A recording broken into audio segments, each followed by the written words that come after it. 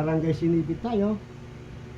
Ito, ilang buwan na nating siya ay ischemic stroke. Dati po, hindi makagula pa yung katawan niya. Pag naglakad siya, talagang mahina. Ngayon, ito na siya. Mamaya, titingnan natin yung lakas at recover niya. Yung lakas ng paa niya. Dati ho ito nun, wala talaga. Pagka nilakad, tagilid. Ngayon, babalik na siya sa pagtuturo. Ano ang magandang balita dyan? Pagkatapos po natin ma-press yung mga ugat at saka yung mga muscles, i-stretch naman natin. Tapos titingnan natin yung lakas niya. Sir, kape mo. Oh, okay. Dati, malabis po, hindi niya makakawal yun. Hindi mo makabig nun, ano? Lalay pa talikod. Oo. Wala ka-reaction. Ayun, kita nyo. Kaya pag ginanya mo, pag binitaw mo ganyan, matutumba ng ganon. Wala siyang kontrol, ano siya? Oo. Ngayon, yan. Talagang tiyagaan lang. Kung tiyagaan lang talagang kailangan. Kasi ang stroke, hindi parang lagnat yan na pag ininuman mo ng gamot, magaling na sa ilang araw, ano? Di ba, sir? Unti-unti, ano? No? Tsaka patience talaga. Oh, yan. Patience is the virtue. Talaga yun. Siya naman nagsasalita, ha? Siya na nagpapaliwanag. Ayun. Mabilis ang kanya. Mabilis ang salita niya. Ngayon, ito na. Ito lagi ipinipress. Tamang may masakit dito, pero kailangan niyang maramdaman. Okay lang kahit masakit basta gumaling. Oh, yun. Yeah.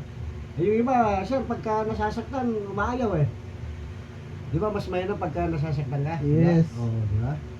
Dahil yung ang pumapalit sa'yo, ano pag nasasaktan, di ba gumiginha ba? Mm. Okay. At saka nalalaman improvement talaga pag masakit. Kasi dati manhit siya eh. Oo. Yun ang the best. Yung sabihin be recover. Oo.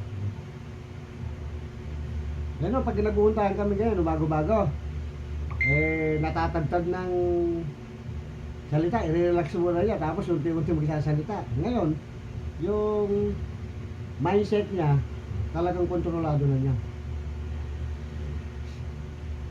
Yung panang utak.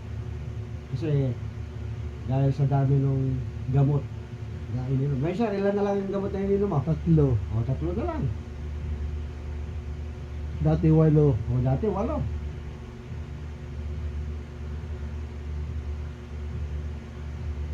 Hindi malaking bagay yun. Tsaka nawala na yung tagilid ng kanya. Di ba nun siya pagka humakbang kay 10 segundo ata, ano? Bago ka humakbang, ano? Yes. Oo. Ngayon, tuloy-tuloy na. Mabilis na siya maglakad. Mabilis na. Yung unang video ko no, kung natatanda mo, yun nga, binibilangan ko 10 segundo.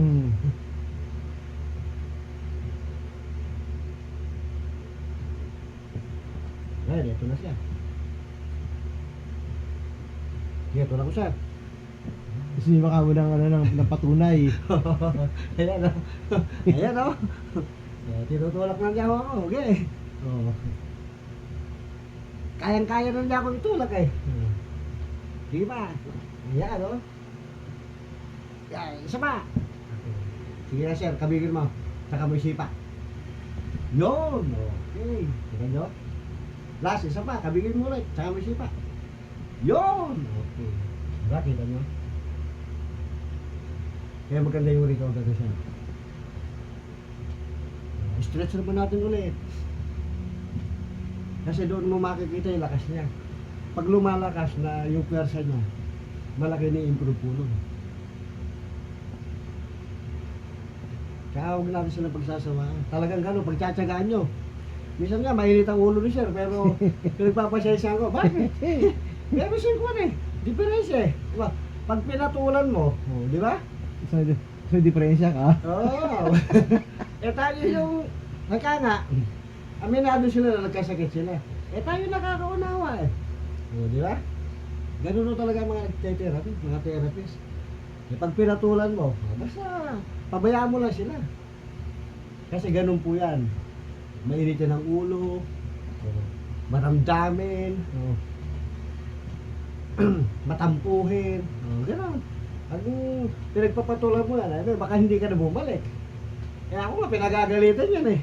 Pero hindi ko, umaga, hindi ko iniisip yun. Kasi ito, kakilala ko, kabarkada ko, di ba? Halos magkapatid kami. Eh, papatulan ko pa, siya nga yung mayroong diferensya.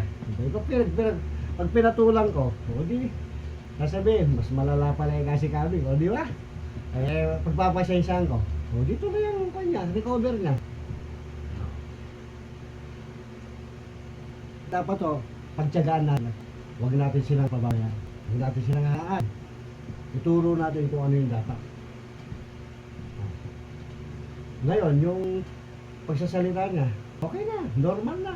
Kaya nga, magtuturo na siya eh. Yun ang magandang balita. Balik walk na si sir. Ano ka?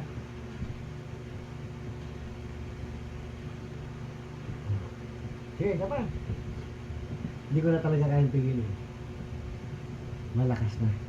Sige guys, follow and share po yung YouTube channel ko po. Kwentong Therapy ni Boss Vic. Paki-like and share po. At paki-subscribe po. Thank you.